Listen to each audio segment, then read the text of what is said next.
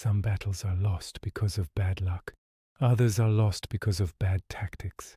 But the most fascinating battles in history, they were lost before the fighting even began. Today we're exploring 4 moments where overconfidence, arrogance, and ignored warnings doomed entire armies before the first shot was fired. These weren't just defeats. They were catastrophic failures of judgment that changed the course of history. From the plains of Africa to the forests of Germania, we'll see how the deadliest weapon isn't a sword or a rifle, but the simple, unshakable belief that you cannot lose.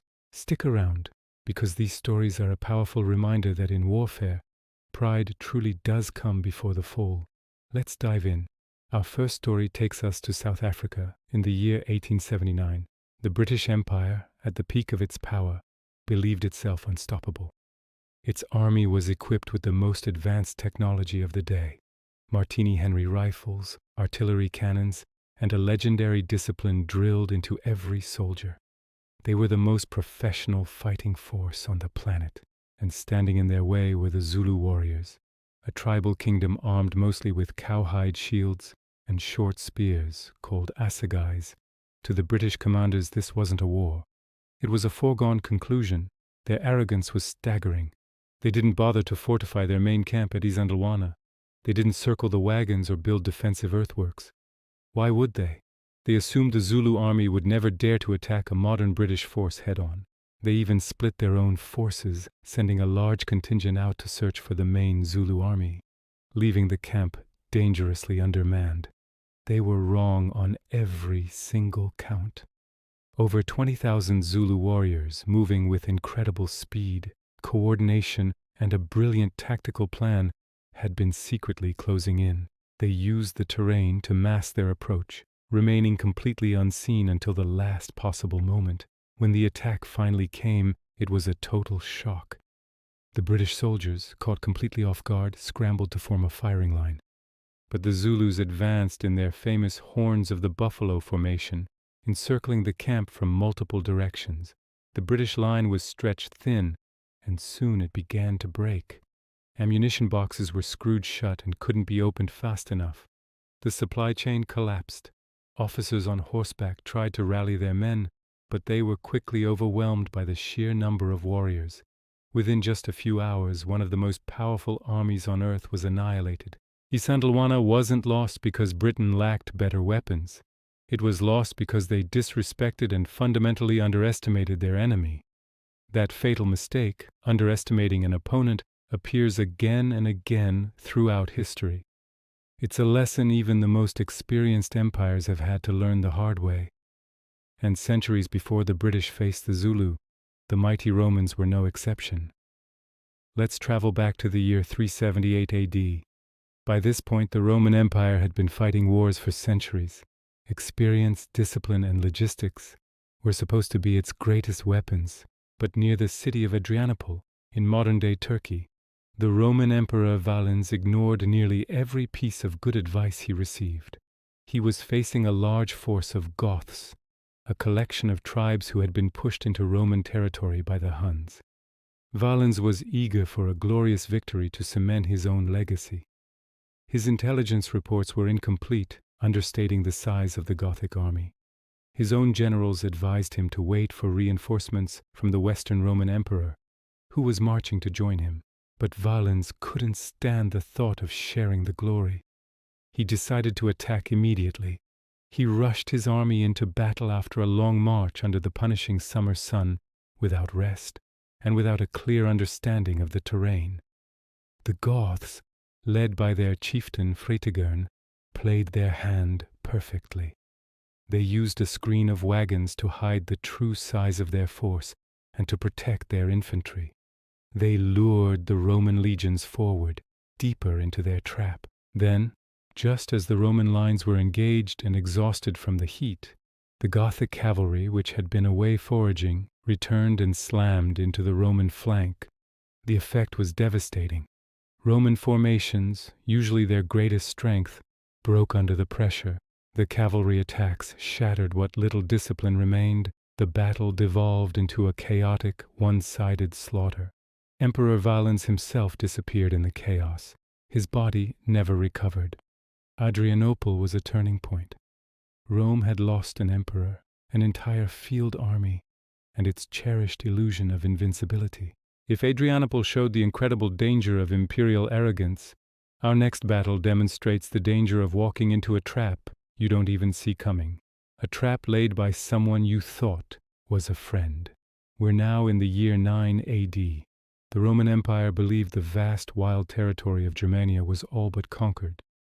After years of campaigning, the region seemed pacified. The Roman governor, a man named Publius Quinctilius Varus, was supremely confident, perhaps too confident. He was a politician, not a seasoned general, and he moved through the province as if it were already a peaceful part of the empire. His mistake was placing his trust in a Germanic nobleman named Arminius. Arminius was the perfect double agent. He had been raised in Rome, granted Roman citizenship, and had even served in the Roman military. He understood Roman tactics, Roman psychology, and most importantly, Roman weaknesses. Varus considered him a loyal ally, but secretly, Arminius was uniting the Germanic tribes for a rebellion.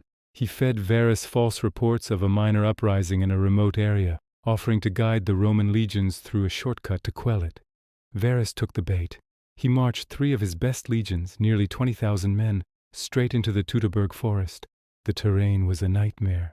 Dense woods, narrow, muddy paths, and heavy, persistent rain. It was the perfect landscape for an ambush. Over the course of several days, the long Roman column was attacked from all sides by hidden Germanic warriors. The Romans couldn't form their proper battle lines. Their heavy shields became waterlogged and useless. Their cavalry was ineffective in the thick forest. Discipline, the bedrock of the Roman army, completely collapsed under the relentless guerrilla-style attacks. It was a massacre. Nearly 3 entire legions were wiped out, their eagle standards captured. When the news reached Rome, the Emperor Augustus was said to have repeatedly bashed his head against a wall, crying out, "Varus, give me back my legions." After the disaster in the Teutoburg Forest, Rome never again attempted to conquer the lands east of the Rhine River.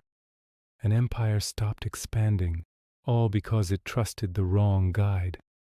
But sometimes the trap isn't a clever ambush hidden in a forest. Sometimes the trap is the land itself, and you walk right into it with your eyes wide open. Our final story takes place in 53 BC. We meet Marcus Licinius Crassus, one of the 3 most powerful men in Rome, and famously the wealthiest. Driven by a desire for military glory to match his political rivals, Pompey and Caesar, Crassus launched an invasion of the Parthian Empire. He marched his army of over 40,000 disciplined legionaries straight into the desolate desert of Mesopotamia, modern-day Iraq. He was marching against an enemy who specialized in desert warfare. The Parthians didn't fight the way the Romans expected. They refused to engage in a decisive head-on infantry battle. Instead, they relied on their elite horse archers and heavy cavalry. They stayed mobile, constantly harassing the Roman formations. They attacked from a distance, then melted away before the Romans could counterattack. And they never, ever let the Romans rest. For Crassus's legions it was hell on earth. Arrows rained down endlessly from the Parthian horse archers, who were supplied by a seemingly infinite train of camels carrying more arrows. Roman formations, designed for close combat, slowed to a crawl under the brutal desert heat. Water and supplies began to run dangerously low. When Crassus finally sent his own cavalry to charge the Parthians, they were lured away, surrounded, and completely destroyed. When his infantry tried to advance, they were encircled and decimated by the constant volleys of arrows. Eventually, a desperate Crassus agreed to negotiate a truce. He rode out to meet the Parthian general but was killed in a scuffle. The Battle of Carrhae was an unmitigated disaster. It proved that discipline and courage mean nothing when you fight a war on your enemy's terms, in a land you don't understand. 4 battles, 4 different eras, 4 very different enemies. But the same fatal mistake was made every single time. It was the overconfidence of the British at Isandlwana, the arrogance of Emperor Valens at Adrianople, the blind trust of Varus in the Teutoburg Forest, and the ignorant ambition of Crassus at Carrhae. These armies didn't lose because they were weak or because their soldiers didn't fight bravely. They lost because their leaders believed they couldn't lose,